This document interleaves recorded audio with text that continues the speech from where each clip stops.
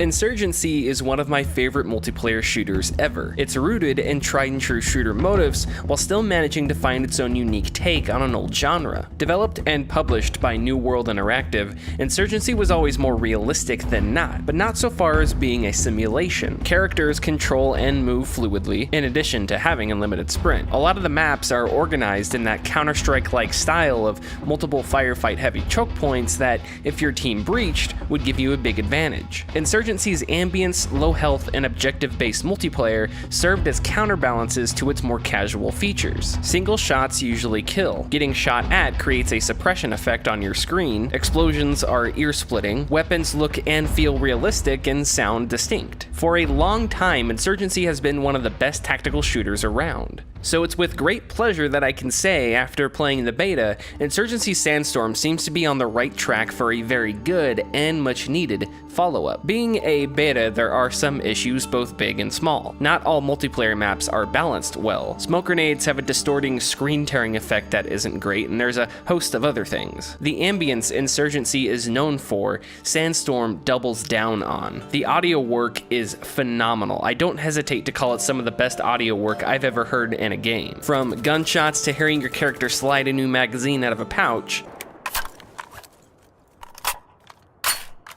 the sound quality is great. But rather than me describing it, here are some examples.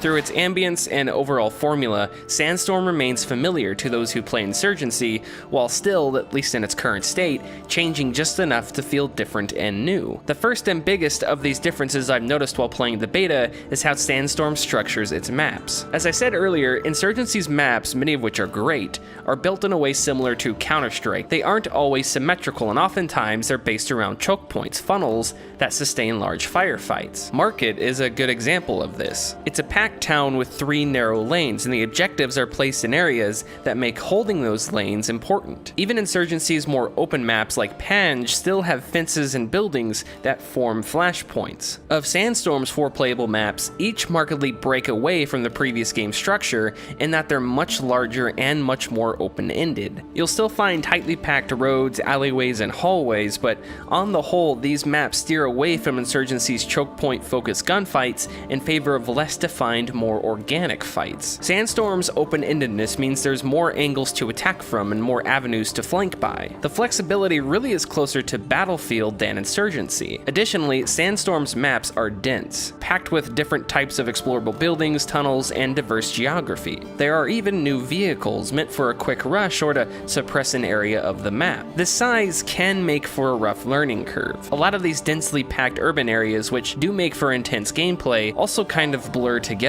It's sometimes easy to forget which map I'm playing just because many areas look so similar, and that in turn makes them a little tough to learn. Gunplay is another area I feel Sandstorm subtly splits from Insurgency. Weapons have more of a kick to them. There's an element of weight that takes some getting used to. If the maps are closer to Battlefield, then I think the way weapons feel is closer to Arma. Recoil is harsher, making firing from the hip much harder and more impractical. Mechanically, I think it works, and I definitely like the direction, but anyone that's played Insurgency for a substantial amount of time will feel the difference. As is true with many objective-based shooters, teamwork is important in Sandstorm, and the addition of commanders makes it even more so. Commanders didn't appear until Day of Infamy, New World's World War II spinoff that was more or less the same game. Commanders use binoculars to mark targets and need observers, another player-controlled class, to stay nearby and actually call them in. Ordering artillery strikes or smoke cover for your team becomes a two-man job, and good teams will coordinate objective pushes or counterattacks alongside the commander's abilities. In Sandstorm, both teams, the security forces and insurgents, not only use different sets of weapons, but also have different command abilities. Among them, security forces call in helicopter support and strafing runs, while insurgents have chemical mortars and drones. The command system itself, while not particularly original, works fine and is fun to learn. And the added asymmetry between the two teams' command abilities makes for some great strategy. It can get frustrating if no one volunteers to play an observer or if a team goes without a commander, but that's really true for any game that uses a similar mechanic. For those who are more PvE inclined, there is a co-op mode that is fun, but does become a little repetitive. You and your teammates move through a map, take objectives, and occasionally defend from an NPC counterattack. In the time that I've played, I've learned where bots spawn and attack from on many maps, and that can kind of ruin the combat's organic intensity. The AI is hit or miss. They'll knee or lay down in corners to surprise you, but it seems to always be the same corners. When defending an objective, you can simply watch a door and pile up bots as they calmly walk through. All that said, the co-op is still a challenge, and the bots aren't always to be underestimated. When they counterattack, they do so from multiple routes, and they're good enough shots that I've found myself losing a firefight here and there. New World has done a nice job making the bots lethal and dangerous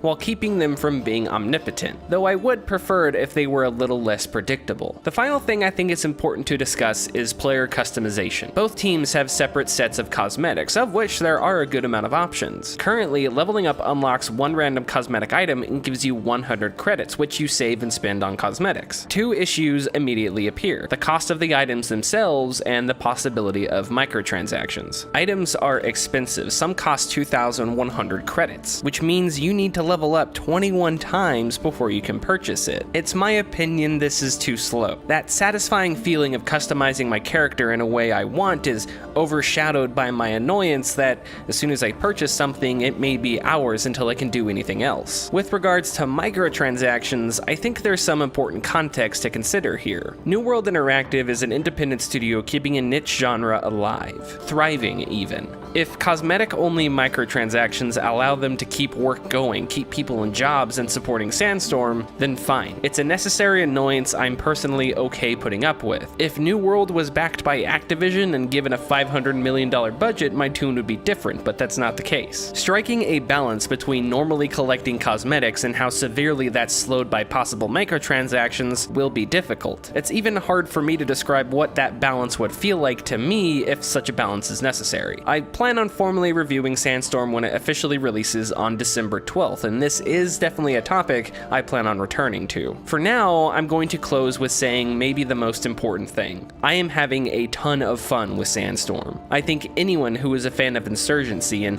even objective-based tactical shooters will have a good time with it too.